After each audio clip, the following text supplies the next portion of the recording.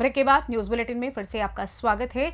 इस बुलेटिन में बात करेंगे आजमगढ़ की, जहां राजकीय होम्यो मेडिकल कॉलेज चंदेश्वर में हुआ नए छात्रों का मिलन समारोह। साथ ही चर्चा होगी बिजनौर की, जहां चांदपुर में किसान की चीनी मिल में हुई दर्दनाक मौत। और बात होगी मुरादाबाद की, जहां जिला अस्पताल में मानसिक रोगी ने जमकर मचाया हंगामा। और भी तमाम खबरों पर आइए करते हैं विस्तार से चर्चा।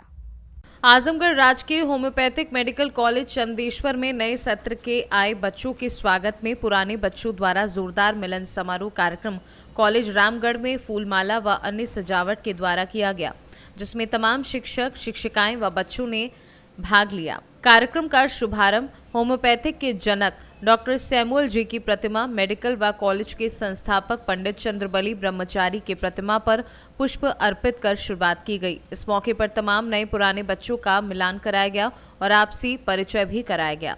इस अवसर पर तमाम अस्पताल के professor doctor Puneet Gaur, doctor CP Mishra, doctor Ram Sarovar Yadav, doctor Rai Sahab Yadav, doctor Vindhyanchal Garg, doctor Rajesh Tiwari, doctor Ajay Pandey तथा अन्य डॉक्टर स्टाफ उपस्थित रहे। इस मौके पर प्राचार्य डॉक्टर राजेंद्र सिंह राजपूत ने सी न्यूज भारत चैनल के माध्यम से कार्यक्रम के विषय में विस्तृत जानकारी दी। सी न्यूज भारत टीम के साथ आए हुए हैं जी, और यहाँ काफ़ी तैयारी चल रहे हैं, काफ़ी बच्चे हैं, काफ़ी आपकी तैयारियाँ चल रहे हैं। इसका क्या उद्देश्य था, इसका बताएं नजदीक। देखिए ये जो कार्यक्रम है ये आज राजकीय Shri Durga ji homeopathic medical college Chandeshwar Azamgarh में आयोजित किया गया है। मेडिकल प्रोफेशन में जब भी कोई बच्चा आता है नया, तो एक ये परंपरा है कि उसके आगमन पर जो उसके सीनियर्स रहते हैं, एक वर्ष ज़्यादा उससे पहले से पढ़ रहे होते हैं, वो बच्चे उन बच्चों का स्वागत करते हैं जो नए आए हुए होते हैं। तो ये नवागंतुक बच्चों के लिए जो 2023 बैच में बच्चे आए हैं, उनका स्वागत समारोह है जो उनके सीनियर्स द्वारा आयोजित किया जाता है। और इस स्वागत समारोह के जरिए उन नए आने वाले बच्चों को बताया जाता है कि ये संस्था क्या है, ये विषय क्या है, इसमें जो आप डॉक्टर बनने जा रहे हैं, जो हेल्थ केयर प्रोफेशनल बनने जा रहे हैं, होम्योपैथिक मेडिकल साइंस का अध्ययन करने जा रहे हैं, उसमें आप। आजमगढ़ से सी न्यूज संवाददाता सीबी भास्कर की रिपोर्ट। खबर बिजनौर से है, जहां जनपद के चांदपुर में किसान चीनी मिल में गन्ना तुलवाने के लिए गया हुआ था। अचानक चैन में फिसल जाने की वजह से किसान की दर्दनाक मौत हो गई। 45 वर्षीय किसान तुकमान उर्फ बबलू करनपुर गामड़ी का रहने वाला था और बीती रात गन्ना तुलवाने के लिए गन्ना मिल चांदपुर में आया हुआ था। वहीं किसान की मौत के बाद परिवार में कोहराम मच गया। मौके पर परिजनों और किसान यूनियन ने मिल को बंद कराया और अपनी मांग पर अड़ गए, जहां मौके पर भारी संख्या में पुलिस बल को तैनात किया गया। किसान अपनी मांगों पर अड़े हैं और परिवार वालों का कहना है कि गन्ना मिल के अधिकारियों पर कार्यवाही हो। वहीं घटना के बाद पूरे मिल के कर्मचारी व अधिकारी मिल छोड़कर फरार हो गए हैं।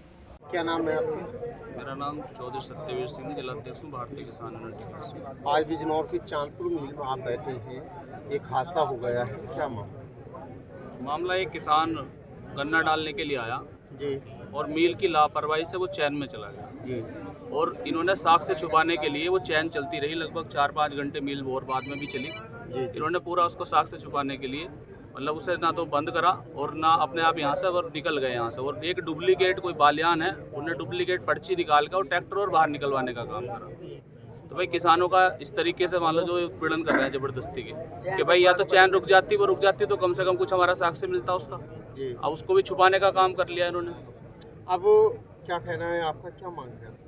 भाई मांग तो सबसे पहले यही है कि यहाँ बैठे हैं, पहले उसकी कुछ मतलब जो अभी एक फॉरेंसिक मतलब बॉय है, लैब वाले आए हैं, टीम वाले आए हैं, तो वो अपना चेकअप कर रहे हैं, उसे ढूंढ रहे हैं। थोड़ी बहुत एक पीस मिला है और जब तक उसकी गिरफ्तारी नहीं, जब तक तो यहाँ लोग बैठे हैं, इनके पिताजी बैठे हैं, जिनके साथ हादसा हुआ इनके साथ हैं हम, जो भी कुछ मतलब जिस तरीके की यहाँ पे लोग बैठ कर वो करेंगे, क्योंकि जब तक यहाँ गिरफ्तारी नहीं होने की, जब तक यहाँ से कोई जाने को तैयार नहीं। गिरफ्तारी होगी उसी के बाद निकलेंगे, क्योंकि इन्होंने साख से भी छुपाने का प्रयास करा। इन्होंने मारा भी इन्होंने ही है, अब तो मारा भी इन्होंने ही है, इन्हीं की वजह से मरा है।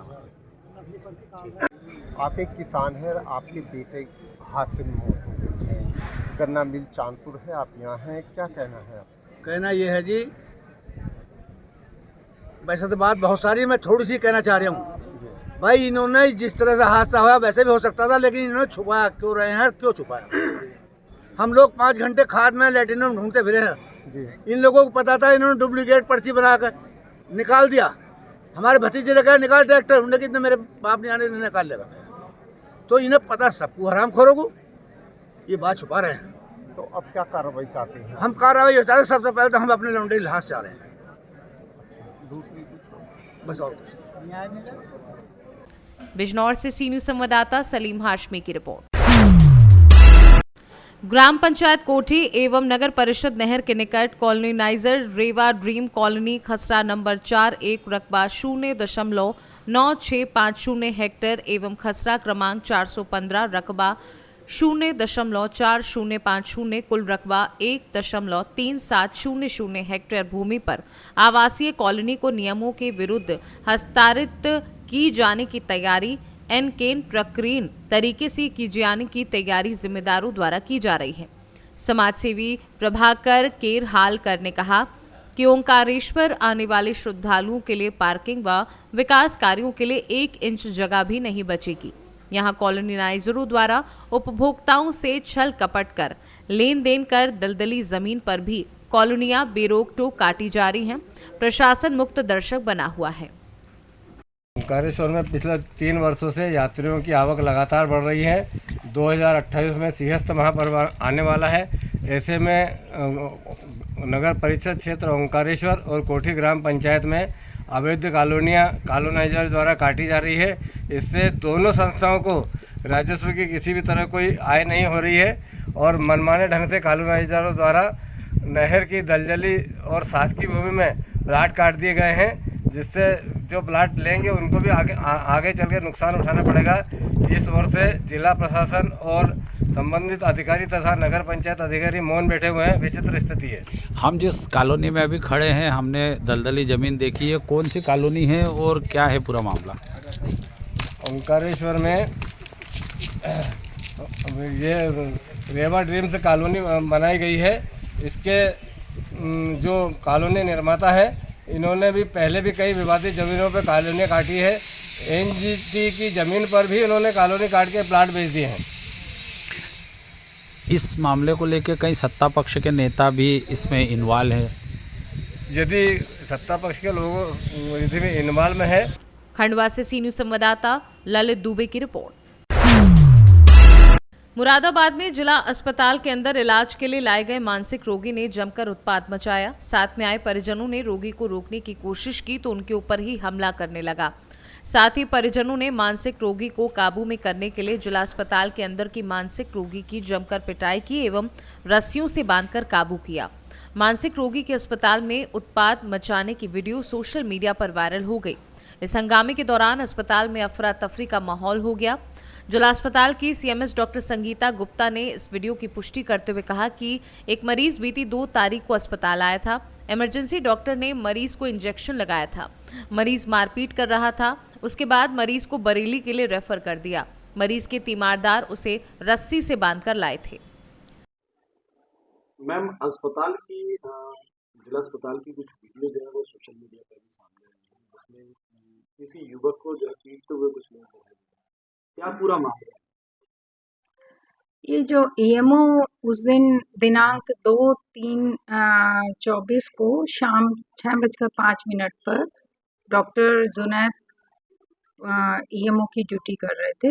उन्होंने बताया कि एक अकरम नाम का मरीज था, 40 साल उम्र थी लगभग, और वो मानसिक रूप से विक्षिप्त था। उसके परिजन उसको लेकर आए थे। ये थोड़ा पेशेंट बहुत ज़्यादा वायलेंट हो रहा था, तो डॉक्टर साहब ने हमारे कर्मचारियों की मदद से व उसके तीमारदारों की मदद से उसको इंजेक्शन लगाकर सिडेट किया। जब थोड़ा सा वो सिडेट हो गया तो उन्होंने उसको थोड़ा मरीज़ को आराम मिल गया, तो उसके बाद उन्होंने उसको ये बरेली मेंटल हॉस्पिटल के लिए संदर्भित कर दिया था। तो उन्होंने उससे पूछा कि आप परिजनों से कि आप इसको स्वयं लेकर जाएंगे या हम अपनी गाड़ी से भिजवाएं, तो उन्होंने बोला कि हम लोग स्वयं लेकर जाएंगे। इतनी ही मेरे को जानकारी मिली है। वो फिर उसके बाद उसको अपने आप लेकर चले गए और वो अपनी जो भी साधन से वो अपने ई रिक्शा से आए थे, तो उसी से वो लेकर कि हम इसको मेंटल हॉस्पिटल में एडमिट करा दें। तो जो ये वीडियो है ये जिला अस्पताल की है? जिला अस्पताल की गैलरी की घटना के बारे में तो मेरी डॉक्टर साहब से बात नहीं हो पाई है।